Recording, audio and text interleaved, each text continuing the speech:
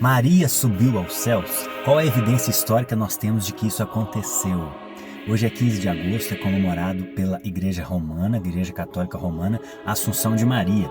Eu quero pensar com você, como eu já faço em vários momentos, quais são as evidências históricas de que isso aconteceu. Bem, quando surgiu esse dogma? Esse dogma é algo muito recente, surgiu com o Papa Pio XII em 1950, ou seja, um ser humano decretou há 76 anos atrás que Maria subiu aos céus. Porém, quando a gente vai buscar eventos históricos, como a ressurreição de Jesus, por exemplo, como que a gente faz? A gente busca história. E como que a gente sabe que algo aconteceu? Se existem evidências históricas sólidas para que isso tenha acontecido. Então, como surgiu esse dogma da Assunção de Maria historicamente, antes do Papa Pio XII decretar isso? Isso é algo muito tardio na história da igreja. Apenas no século IV para o século V surge nas igrejas orientais a ideia da dormição de Maria, de que Maria dormiu. Posteriormente, na igreja ocidental, na igreja de Roma, isso foi se evoluindo para a ideia de que Maria subiu aos céus. Então, não existe nada na escritura, nada na vida, no testemunho dos apóstolos que conviveram com Maria. Não existe nada nos primeiros cristãos, nos pais da igreja, no século II, no século III, no século IV. No final do século IV é que vai surgir nas igrejas orientais essa ideia da dormição. Então, diferente da ressurreição de Jesus, porque é um evento que ocorreu no tempo. E como a gente sabe que Jesus ressuscitou? Isso não é só uma questão de fé. É claro que existe esse componente, mas as testemunhas oculares, que foram os discípulos, os apóstolos, eles atestaram isso, que Jesus saiu do túmulo.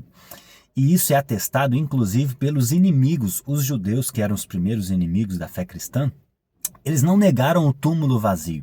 Além dos apóstolos terem falado que o túmulo estava vazio, e isso foi registrado na Escritura, que são documentos mais confiáveis da história da Antiguidade. Eu vou deixar alguns prints aqui para vocês entenderem por que a Bíblia é o livro mais confiável da história da Antiguidade. Os apóstolos, que foram as testemunhas oculares, afirmaram que Jesus saiu do túmulo. E isso é afirmado, inclusive, isso não é negado pelos judeus, que são os inimigos da fé cristã.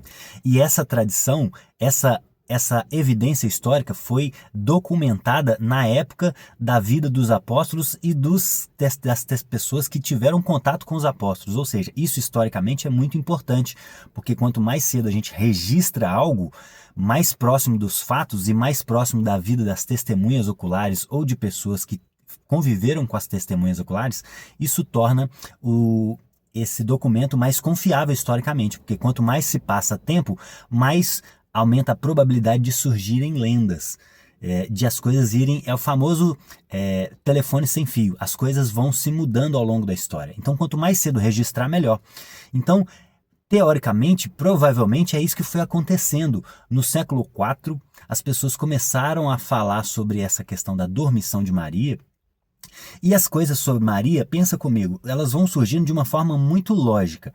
Primeiro, começa a se discutir sobre a divindade de Jesus no século I, século II, porque os gnósticos começaram a negar a divindade de Jesus, porque para eles era um absurdo Deus ter encarnado, por causa da crença grega deles, que eles tinham de que o mundo material era ruim.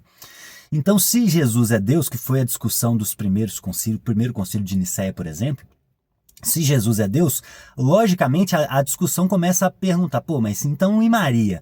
Se Jesus não tem pecado, como que Maria deu à luz a Jesus? Ela também deveria ser sem pecado na cabeça dessas pessoas inicialmente. Aí vai começando a surgir a ideia, então talvez Maria também não tenha pecado.